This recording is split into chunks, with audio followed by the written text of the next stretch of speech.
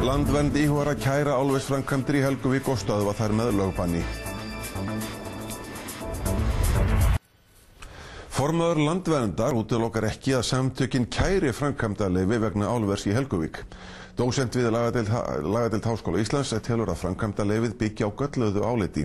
Höskuldur Kári Skram.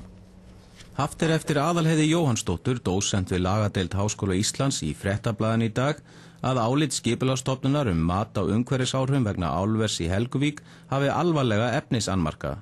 Að mati Aðalheiðar getur álitið því ekki talist grundvöllur framkvæmda eða byggingarleyfis. Reykjanesbær og sveitarfélagið Garður gáfu álveri Norðuráls byggingarleyfi í síðustu viku en Aðalheiður segist telja að umhverfisverndarsamtök geti kært þá ákvörðun til úrskurðarnefndar skipulags- og byggingamála. Björgólfur Thorsteinsson, formaður Landverndar, sagði í samtali við Fréttastofu í morgun að stjórn samtakanna muni funda máli strax eftir páska.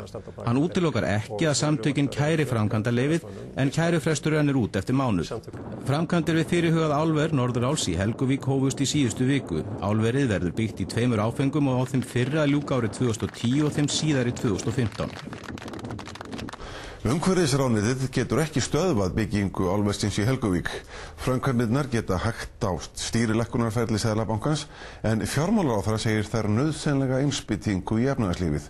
Magnús Geir Eyjólfsson. Bæjarstjórnir Reykjanesbæjar og Garðs veittu í vikunni Norðuráli leyfi til að hefja framkvæmdir við álver í Helguvík, þrátt fyrir enn eftir að ganga frá lausum endum í undirbúningi framkvæmdarinnar. Umhverfisráðherra hefur lýst furðu sinni á leyfisveitingunni og efaðst réttmæti hennar þar sem málið enn til umfjöllunar í ráðuneytinu.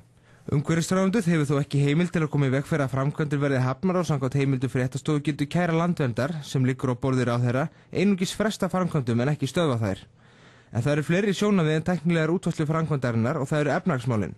Fjármálaráðherra segir spenntur fyrir byggingu álversins og til að hún komi til með að hafa góð áhrif á efnahag þjóðarinnar í þeirri niðursveiflu sem nú stendur yfir. Miðað við þær áætlanir sem við höfum þetta ár upp á hagvöxt upp á 1,4% og næsta ár upp á 0,6%, að þá held ég að þetta myndi passa ágætlega inn í þá stöðu.